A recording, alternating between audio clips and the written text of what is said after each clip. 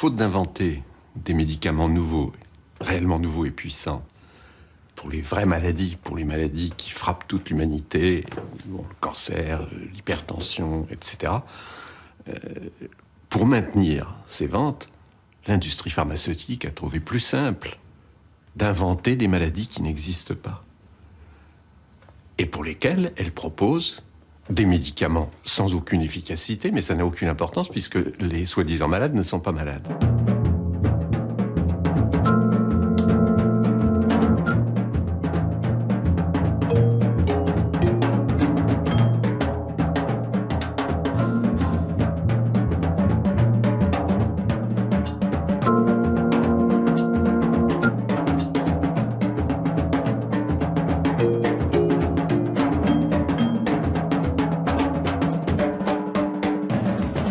It's that week before your period. The irritability, mood swings, bloating. Think it's PMS. It could be PMDD, premenstrual dysphoric disorder. Those intense mood and physical symptoms the week before your period. Call your doctor right away because this can be a sign of a serious medical condition. Autour des règles, les femmes sentent un certain nombre de tensions, d'irritations, de l'angoisse. Enfin, bon. Ça a toujours été comme ça. C'était la source de beaucoup de scènes conjugales dans le passé, du temps où l'homme était dominateur. Alors on a créé le syndrome dysphorique menstruel. C'est pas beau ça? Retenez bien, le syndrome dysphorique menstruel. C'est-à-dire qu'au moment des règles, vous avez une dysphorie. Qu'est-ce que ça peut vouloir dire? Il faut remonter au grec, c'est pas bien précis. Bon. On peut traduire ça en disant que vous avez un comportement un peu instable dans cette période-là. Mais ça se traite. On va traiter ça. Avec quoi? Et là, vous tombez de votre chaise. Ça s'est passé aux États-Unis. Why live this way another month? Tell your doctor about any medications you're taking, or if you're pregnant, nursing, or plan to become pregnant. Some women may experience side effects. Il y avait un médicament contre la dépression très connu qui était le Prozac. Le Prozac est arrivé en bout de brevet, il rapportait plus rien au laboratoire. Alors, boum, boum, boum, boum, 100 articles publiés sur le syndrome dysphorique menstruel pendant 1 an dans 30 journaux. Des visiteurs médicaux qui vont distribuer des extraits pour apprendre aux médecins ce qu'ils ne connaissaient pas, le syndrome dysphorique menstruel.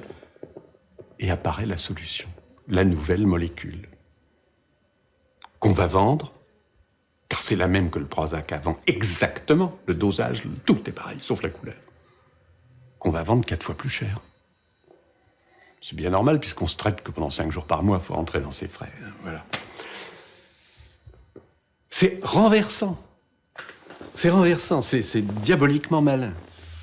Doctors can now treat PMDD with the first and only prescription medication. If you develop a rash or hives, call your doctor right away, because this can be a sign of a serious medical condition. Il y en a qui ont remarqué, effectivement, parmi les firmes pharmaceutiques, qu'il y a une hypothèse intéressante qui serait non pas de s'épuiser ou de s'échiner ou de s'efforcer à trouver des solutions, à trouver un nouveau médicament pour un problème de santé, mais tout simplement, avec les médicaments qu'elles ont déjà, inventer un problème de santé qui conviendrait, entre guillemets, aux médicaments. Donc ça renverse le système, ça renverse la pensée. Elles ont un portefeuille, comme elles disent, de médicaments qui est utilisé pour ceci ou cela, ou qu'elles ont développé et puis qui vraiment ne passe pas la barre parce qu'il n'est pas assez intéressant. Est-ce qu'on ne pourrait pas inventer ou faire croire à une maladie ou un problème où ce médicament rendrait service? Imaginez que vous soyez fabricant de voitures ou carrossier. Votre objectif ne serait pas de fabriquer des chariots pour les cul-de-jatte. Il s'agit de fabriquer des voitures les plus attractives possibles pour ramasser, vous ouvrir ou maintenir les marchés les plus importants. Toute la problématique des industries en général, l'industrie pharmaceutique en particulier, c'est la même. Autrement dit, ce qui va cibler les efforts de l'industrie ne sont pas les problèmes de santé publique, ne sont pas les malades, ce sont les marchés possibles. Les marchés possibles les plus intéressants pour elle, où elle vendra beaucoup et le plus cher possible.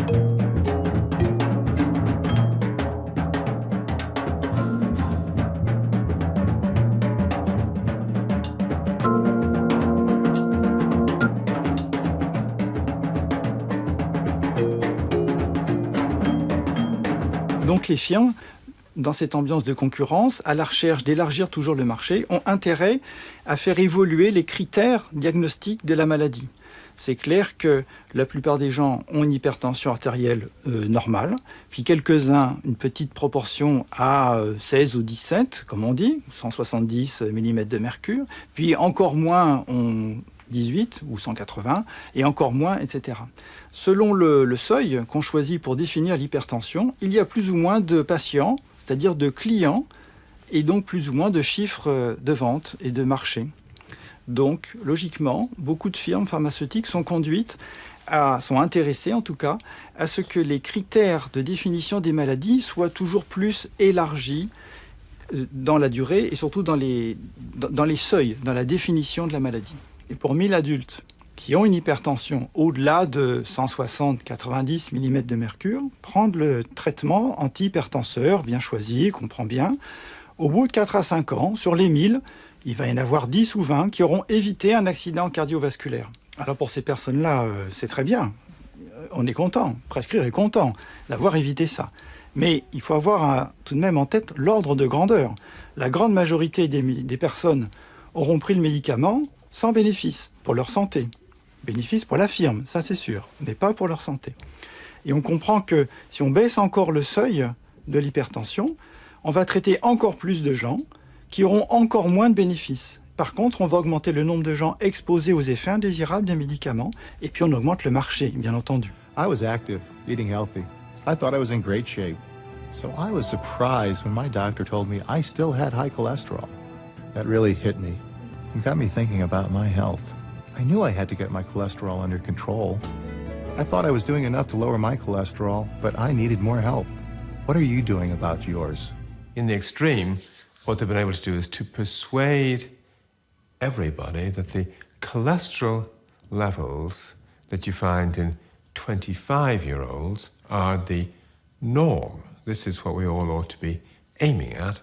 And based on this, you find that the cholesterol levels that are found in the populations of France and Germany mean that 95% of Germans and French are technically ill. From industry's point of view, this is wonderful. It's a huge market. They're in the business of being able to say to huge amounts of people that you should be on the statin group of drugs to lower your cholesterol levels and lower the risk that you will have a heart attack or a stroke. When in actual fact, we know that if you don't have the other risk factors, if you haven't had a heart attack or a stroke before, and if you aren't overweight, and if you don't smoke, taking this group of drugs just because you've got a marginally raised cholesterol level increases your risk of death. And in the cholesterol guidelines, the last major revision was in 2001. In the American cholesterol guidelines, 9 out of 14 of the experts who were on the panel that set the standards had financial ties to the drug companies. Now, this is very important because the 2001 guidelines almost tripled the number of Americans for whom statin therapy was recommended. The number went from 13 million to 36 million.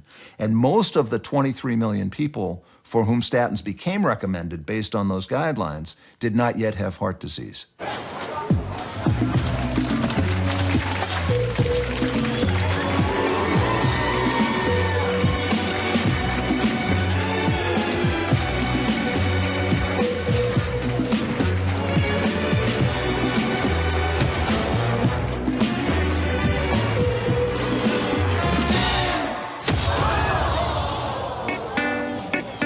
One in 5 people has high cholesterol. Millions need treatment. The cholesterol community, what becomes known later to their critics as the cholesterol mafia, are interested in pursuing not only the premise that lowering cholesterol results in better cardiovascular outcomes, but in really pushing forward a promotional message to the American population on a sort of an individual consumer level, on a specific patient level, and on a provider-based level, these multiple tiers of targeted promotional vehicles to get the American population concerned about their cholesterol. And the Know Your Number campaign comes across as a way of getting all Americans to identify with a number, that one should have in one's consciousness a sense of what their cholesterol number is. So doctors will measure their patients' cholesterol, and the patients will ask for their cholesterol to be measured.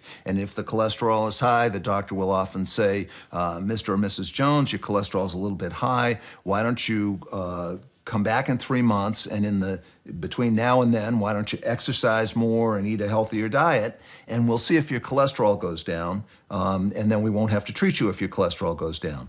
And more often than not, cholesterol won't go down that much with these healthy lifestyle interventions. And then the doctor will say, well, Mr. or Mrs. Jones, I'm sorry, your cholesterol hasn't gone down, so we'll give you a cholesterol-lowering medication, and then you won't have to worry about it. But they've completely missed the boat, because taking the action of exercising more and eating a healthier diet is going to decrease the risk of heart disease by somewhere around 60 or 80%. That's enormously effective therapeutic intervention. And when the doctor says, well, we'll give you a cholesterol-lowering drug, you won't have to worry about all that other stuff that's so hard to do, the doctor is focusing on the wrong thing, because the patient has done the successful intervention to change their lifestyle. The doctor doesn't understand that the change in lifestyle may not lower cholesterol, but it will certainly reduce risk of heart disease. Bob Dole. Courage, something shared by countless Americans. Those who risked their lives, those who battled serious illness. When I was diagnosed with prostate cancer, I was primarily concerned with ridding myself of the cancer. But secondly, I was concerned about possible post-operative side effects like erectile dysfunction, ED, often called impotence. You know, it's a little embarrassing to talk about ED, but it's so important to millions of men and their partners. Bob Dole lost the presidential election against Clinton. Now, Clinton, not only was president, but he probably also didn't need it. But he needed both the medication and the money. You know, presidential campaigns are very expensive. So he became a spokesperson for this unbranded campaign, and he really was associated with Viagra. And this was very important because the stigma of talking about it. So you really needed somebody very senior, very well-respected, very conservative. Okay, you can't have a hippie or an old rock star talk about ED. You really want to penetrate, middle America, the more conservative people, because there's more of them than all the hippies. So this was perfect, okay? Perfect person, senator, coming from the South, war veteran, very respected, talking about ED. It made a difference for many, many people who said, well, if Bob Dole has the courage to talk about it, I can. Ich liebe meine Frau, weil sie beim Scrabbeln Wörter erfindet, die in keinem Wörterbuch stehen. Weil sie vom VfL Dortmund spricht, um mir beim Fußball zu imponieren. Und weil sie mich wegen meiner Erektionsstörung nicht unter Druck setzt. Ich will sie nicht verlieren. Darum gehe ich jetzt zum Arzt. With the production of a drug like Viagra, what you have industry doing and able to persuade is that any variation from 100% penile rigidity the whole time is a dysfunction. It's an illness, and that it needs to be treated. So where before we had a group of older men who had other physical conditions which meant that they couldn't perform from the sexual point of view, who would have been an extremely small market for a drug like Viagra. Now we have young men in their teens who are being encouraged to think that if things aren't absolutely perfect the whole time, that they have an illness and that the pill is an answer to the problems that they have. Peut-être que c'est la fatigue. Peut-être que c'est à cause du chien qui regarde. Peut-être que c'est le film qui a coupé mon élan. Peut-être que j'ai trop mangé. Peut-être que c'est à cause de la crise. Et si ça n'avait rien à voir? Ne cherchez plus d'excuses. La majorité des patients souffrant de problèmes d'érection peut être traitée, vous aussi. I just picked up the Sunday newspaper about a week ago, and in the sports page, there was a full-page ad for Cialis, which is a product for a male erectile dysfunction, similar to Viagra. And another form of mongering to me is taking a drug that might have occasional use or even routine use, like a drug for ED.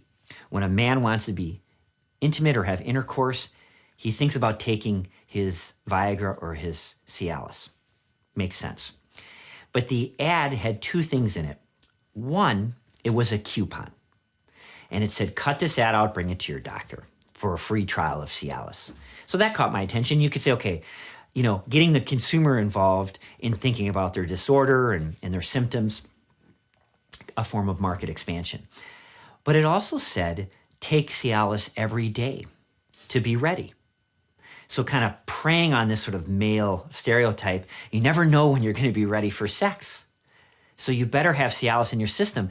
But very clever marketing. It's become a maintenance medication. On dit que ça prend un paresseux.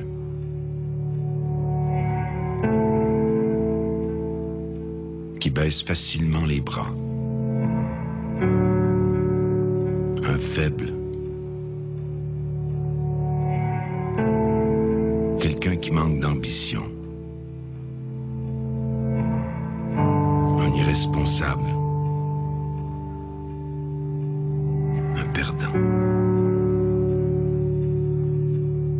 Ou quelqu'un qui manque de courage pour faire une dépression. La dépression est une maladie. Personne n'est à l'abri.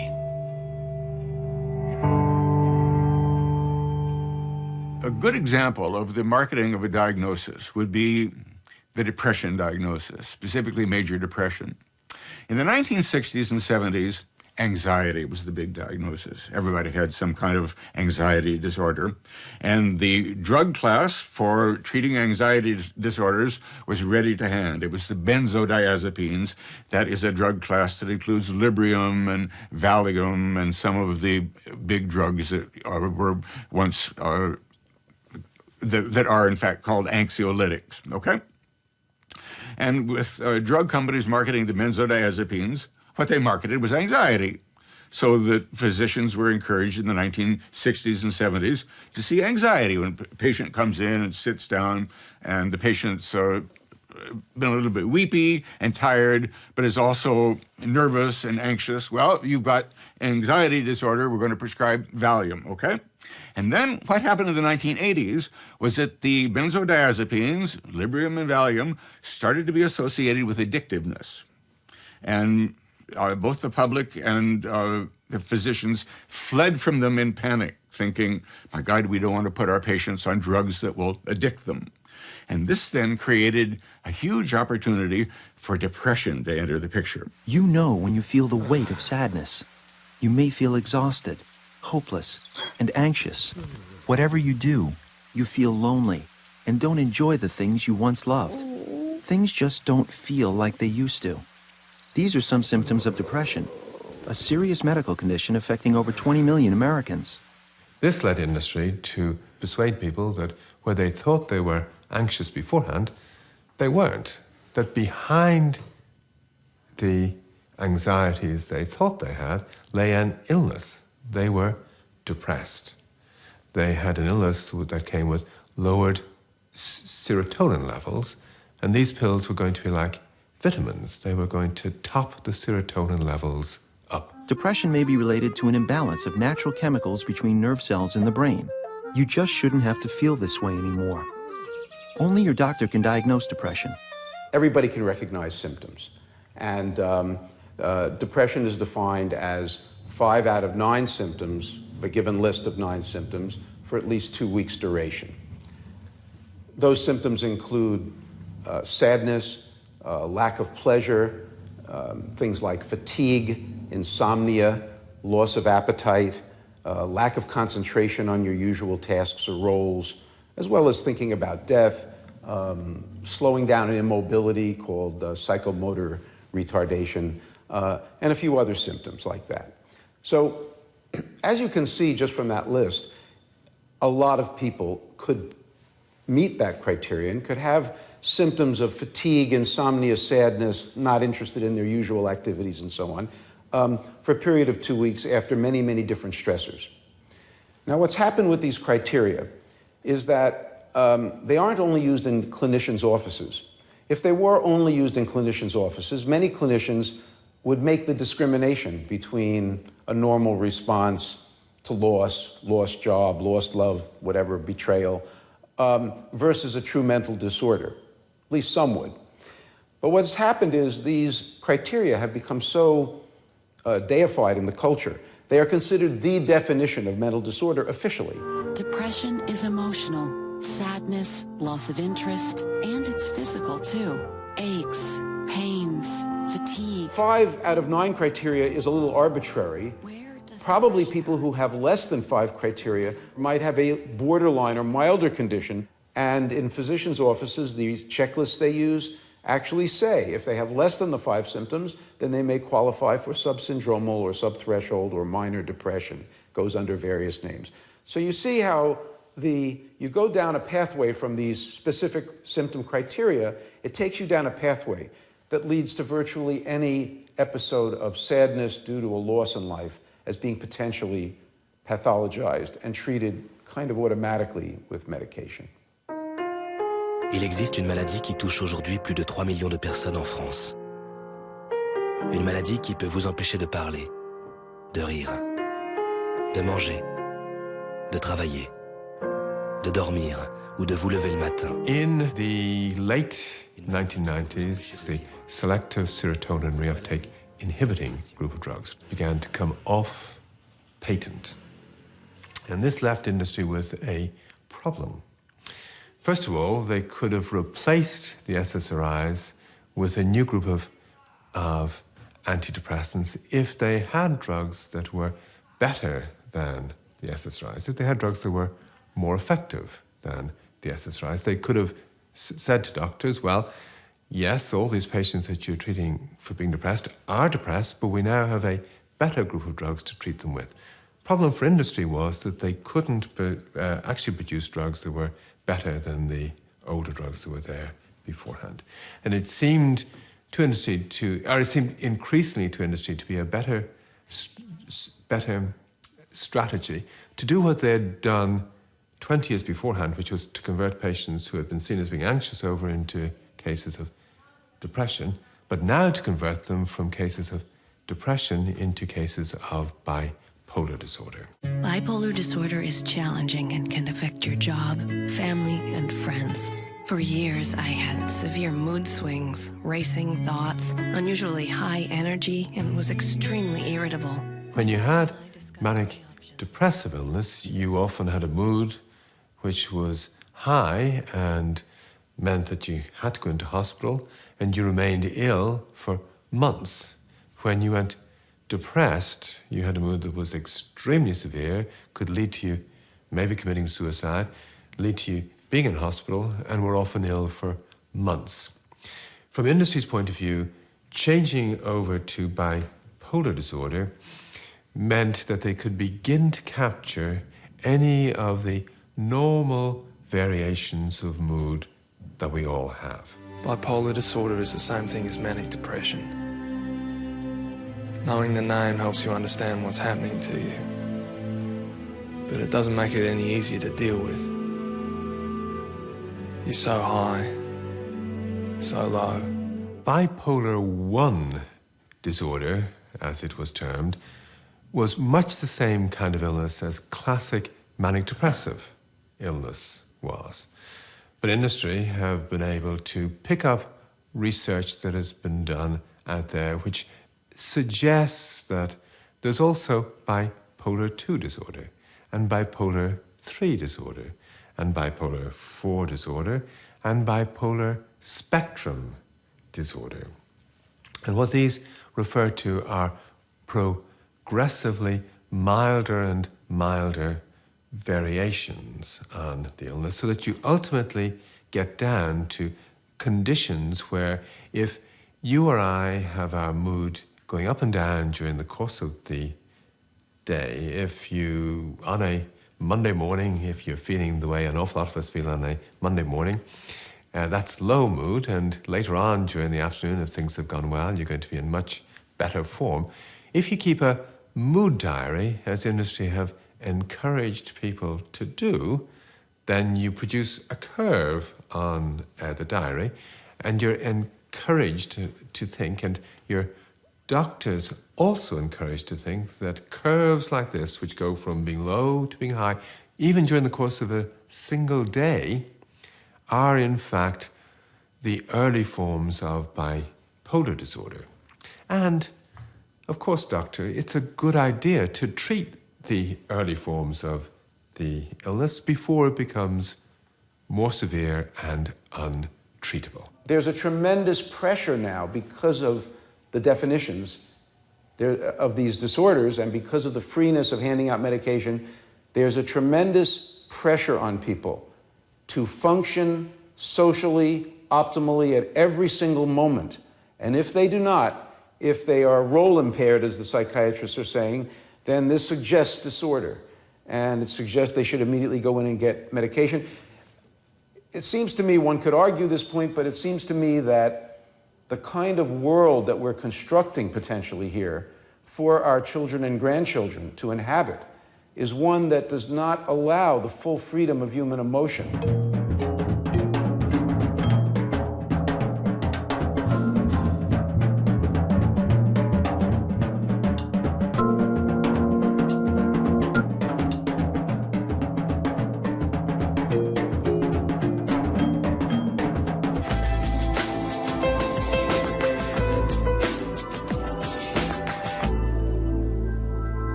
で、うつ病というのはこちら、心の風邪と言われてきました。まあ誰もがかかる可能性があるけれども治る病気であるという意味です。で、その背景には優れた薬、抗うつ薬の開発があります。うつ病になったらまず抗うつ薬を処方する。実際に最新のアメリカの研究でも 65% の人にこの抗うつ薬は効果があるということが実証されています。What we saw in Japan was something that's called a mega marketing project. And mega marketing is the attempt not to change individuals' minds about a given product, but to change an entire environment in which that product is to be placed. いつからですか？うつかもしれないっていつから悩んでるんですか？いつから我慢してるんですか？うつは1ヶ月。1ヶ月辛かったらお医者さんへ。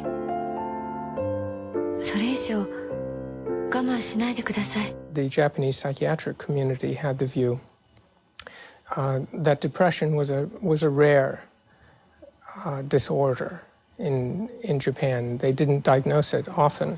And what pharma did was it lobbied the Japanese government in a moralizing rhetoric to say that they were mistreating Japanese patients. And then they sponsored anti-stigma campaigns to try and reduce the feelings of shame that a Japanese person might have if they felt sad or they felt depressed, they felt something not right, and they might otherwise stay home and not go to the doctor.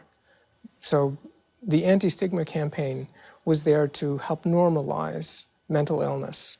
And there were interviews with celebrities and TV personalities, and there were articles sponsored and placed in the newspapers to try and familiarize people with the idea of depression.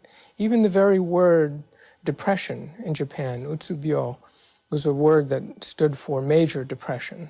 And so they built an ad campaign, a slogan, that would make it feel more comfortable for people, because if people heard that word, depression, utsubyo, it meant to them something in a hospital, someone very sick. And so they came up with a slogan kokoro no kaze, which means a cold of the heart or a cold of the soul. That terminology meant several things. First of all, catching a cold is quite common. You're not one of those crazies that has to be locked up, okay? It's a cold. Many people have it. If so many people have it, then it can't be all that bad. Secondly, well, Japanese are big consumers of antibiotics and stuff, and it meant to them a cold. That's treatable, okay? Can be treated with a product. And finally, the soul, you know, is sort of very, very poetic and really resonated very well with the Japanese. It connected with how they felt. Okay?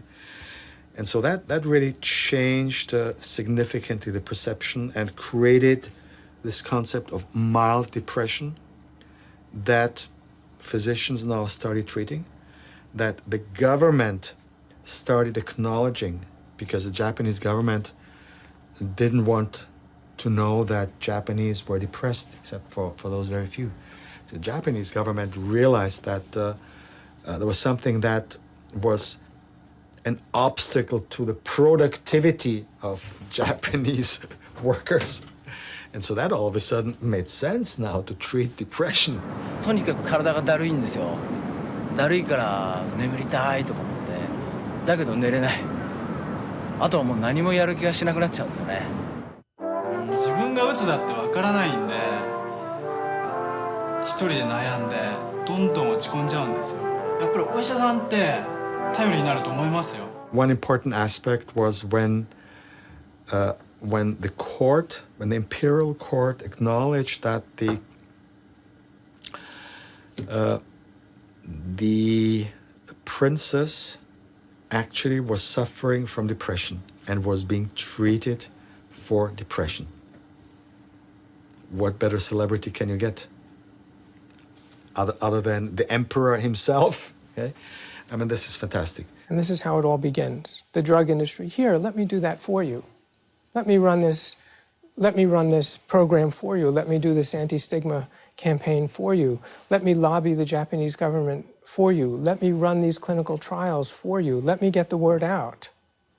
And the Japanese psychiatrists, especially the ones who are then in the employ of the industry, they believe that they're doing the right thing. Only at a certain point, their interests diverge. Because from a commercial standpoint, and this is natural to all businesses, from a commercial standpoint, they don't want to stop until every person, every last man, woman, and child is taking their drug, is using their product. Whereas the psychiatrists, obviously, they want to get off the train before that. But once the faucet is turned on, it's extremely difficult to stop.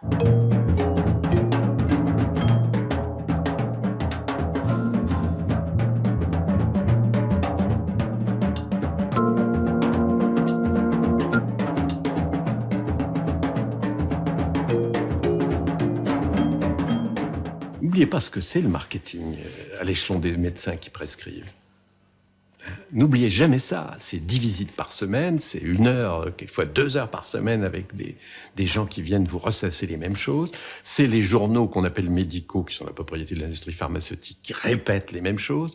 C'est les leaders d'opinion, comme on dit, qui sont des grands, on dit toujours grands, professeurs de médecine qui prennent le porte-voix et qui circulent d'amphithéâtre en amphithéâtre pour vanter les succès spectaculaires et remarquables de tel ou tel truc, moyennant finance, bien entendu.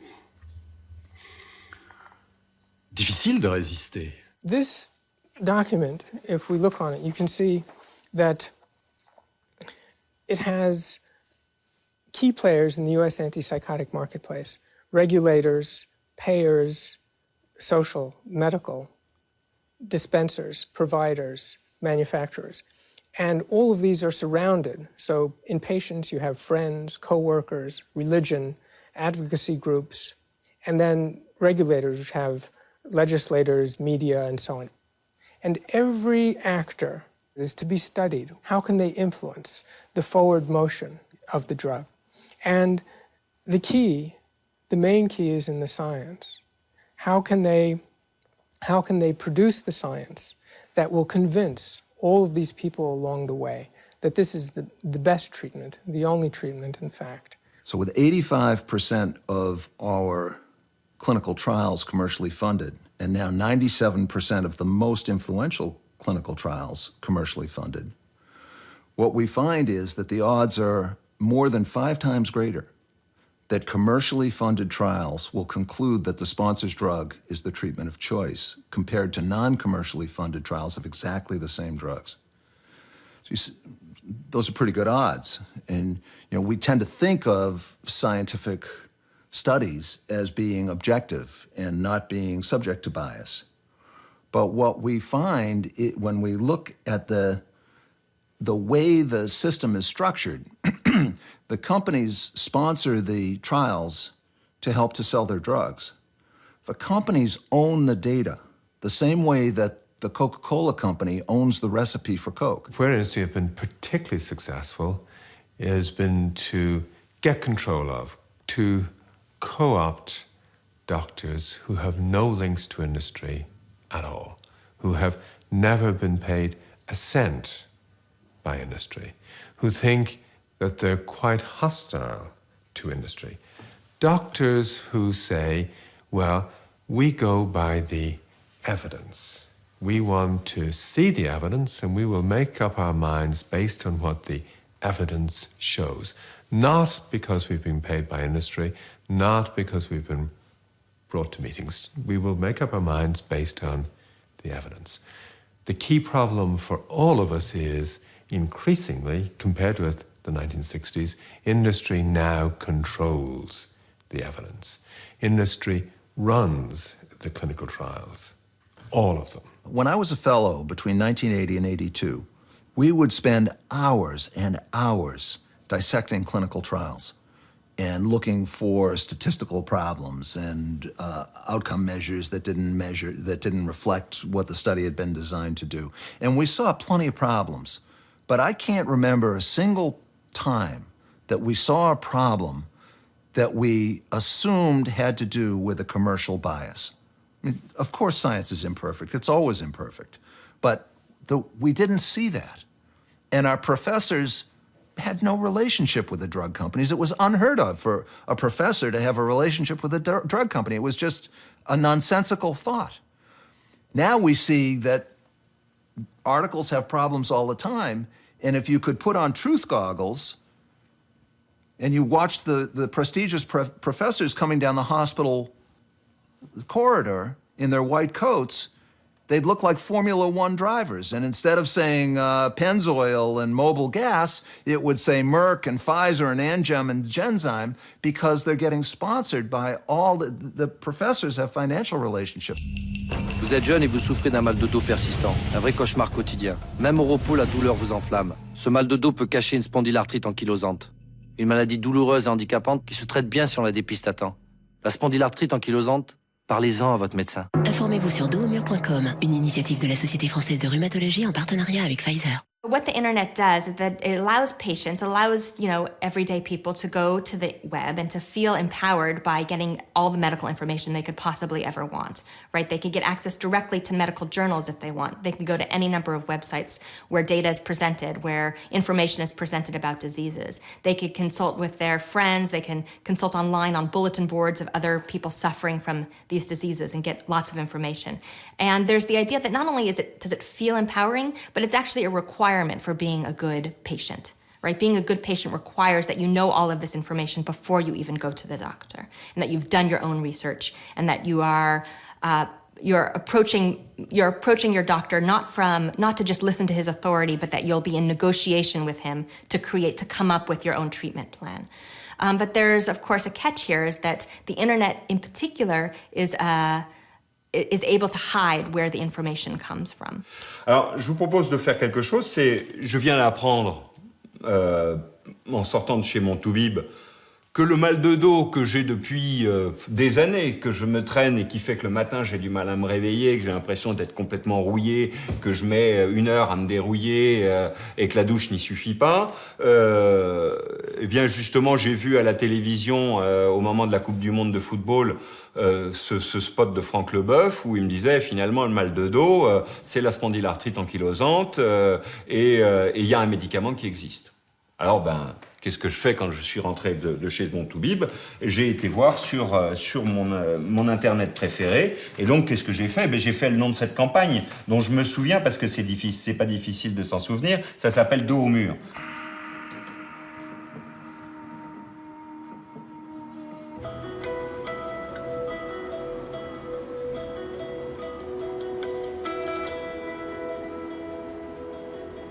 J'ai découvert ma maladie en 2000. Elle a été diagnostiquée suite à des douleurs répétées au niveau des cervicales. Alors la spondylarthrite ankylosante est un rhumatisme inflammatoire qui se caractérise par des douleurs nocturnes et des dérouillages matinaux essentiellement. D'abord, Si je continue d'écouter ce film, finalement, je vais me dire, il me parle du mal de dos et tout ce qu'il décrit comme symptômes de façon précise. Là, il vient de dire le soir, il est fatigué. Oui, moi aussi, je suis fatigué. Le matin, il a du mal à se déverrouiller. Oui, moi aussi, j'ai du mal à me déverrouiller. Bref, je me retrouve bien dans ce témoignage. Alors, je veux en savoir plus. J'ai vu qu'il y avait un grand docteur. Les sociétés savantes, comme la Société française de rhumatologie, n'ont pas pour objectif unique de faire des travaux scientifiques dans des laboratoires qu'on appelle des travaux fondamentaux. Les sociétés savantes ont aussi pour mission de participer à toutes les actions qui conduisent à mieux connaître les maladies rhumatismales. Déjà, cette société savante, ça fait sérieux. Et je vois déjà une chose qui m'étonne, c'est que je vois ce monsieur, qui est donc un professeur des hôpitaux publics, je le vois avec derrière lui, en fond d'écran, Pfizer. Et c'est marrant parce que je le vois en haut à gauche et en bas à droite. C'est drôle parce que je me rappelle avoir écouté un ami qui est un spécialiste du marketing m'expliquer que c'était les 2 endroits importants dans une image, à partir du moment où le centre était occupé par quelqu'un. Et donc, c'est peut-être pas un hasard si finalement j'ai cette image. Et tout ce que va me dire finalement ce docteur, c'est quoi?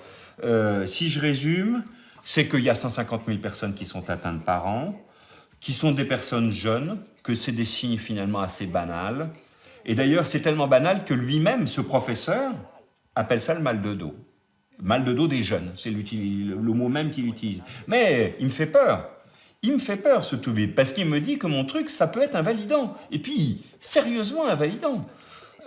Ah, il me fait peur, mais ce qui est bien aussi, c'est qu'il me dit que, attendez, d'accord, ça touche peu de monde, ça peut faire très mal, ça peut être très invalidant, mais il y a un traitement qui existe, mais il est remboursé à 100% par la sécurité sociale. Par ailleurs, aujourd'hui, on dispose d'outils diagnostiques avec de la radiologie moderne qui peut permettre de faire des diagnostics plus précoces. Et surtout, on dispose aujourd'hui de traitements particulièrement efficaces depuis quelques années. Le problème de ce médicament, c'est qu'il a des effets secondaires considérables, qu'on ne peut pas encore bien analyser parce qu'on n'a pas encore assez de recul. Mais ce que l'on suppose, c'est qu'effectivement, ce médicament a des répercussions cardiovasculaires et probablement aussi est un facteur de cancer. Ce que j'oublie de vous dire, c'est qu'il coûte 1 880 € par traitement.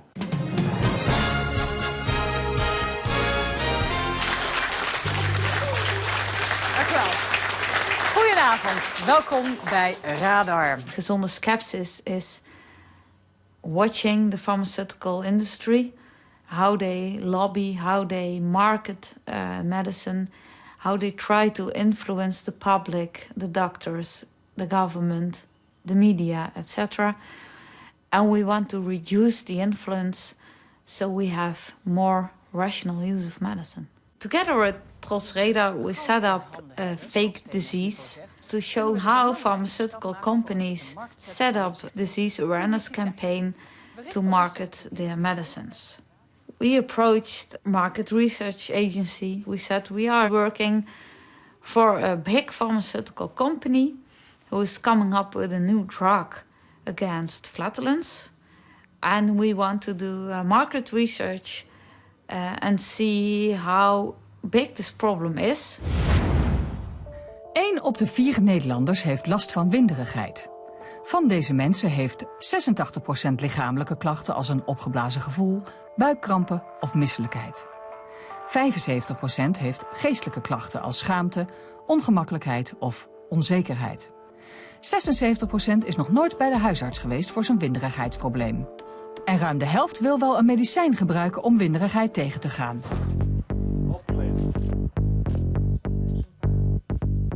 So we made this folder with a nice lady with balloons. We thought it fits well with because flatulence with air and it looks nice. It's the same way pharmaceutical companies do it because they using happy patients because the problem is solved. And we went to doctors and asked if we could put this leaflet in the waiting rooms, and they agreed. They thought it was a great campaign, and they didn't ask who was behind this campaign at all, if it was from a pharmaceutical company or a patient organization. They didn't care. They liked the flyer, so we could just spread the leaflet with a poster in the waiting rooms. And also we had some videos of people suffering from flatulence. And for example, we used my daughter as a fake patient who get called names by classmates. And the teacher is telling her that it's not good to fart in the classroom and it's unpolite. And well, but now the doctor has gave her just a simple pill and it's over. And we approached some TV programs, soap operas, but also informative programs. And we asked them if it's possible to have attention for flatulence. Yes, it was. For one show opera, a very popular program in the Netherlands, Good Times, Bad Times, we had to pay 50,000 euros. And one of the,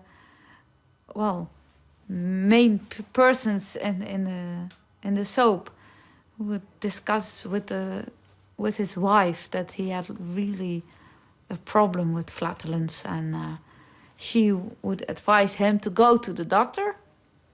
And in the waiting room, they would film him in the waiting room for the doctor, and there would be our posters of the flatulence campaign.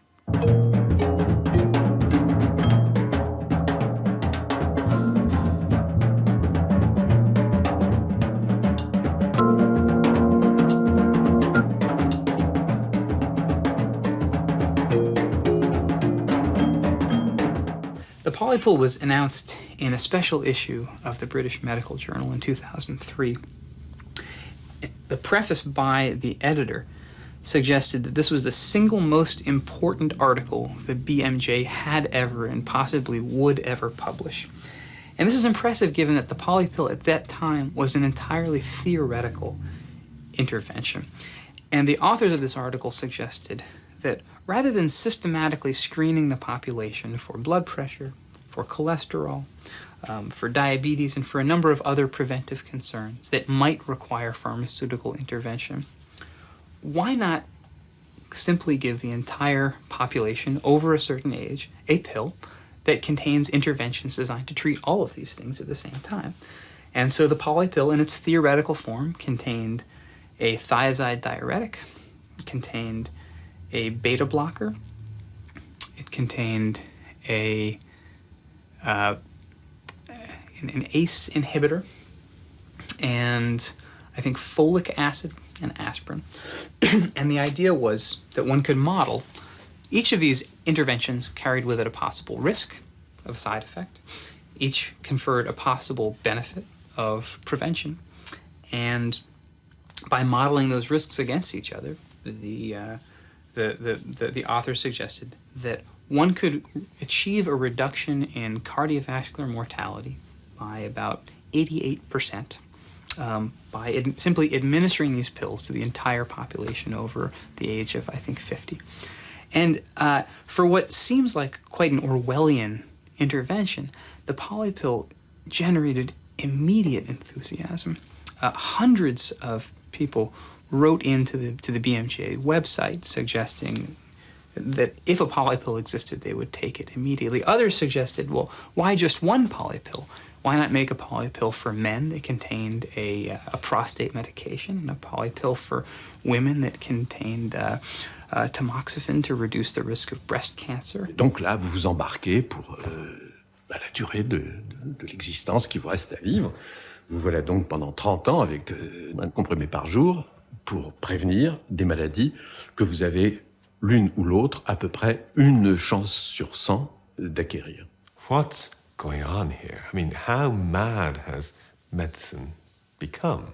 You know, they've just lost any sense of what's a reasonable risk, you know, to take and what isn't. If you want to introduce a French element into all this, there's, of course, the famous quote from Pinel about the art of medicine. You know, it's great to be able to give a drug to treat an illness, but it's an even greater art to know when not to treat. And that's the art that we've lost. And it's the art that we've lost because the market doesn't understand no.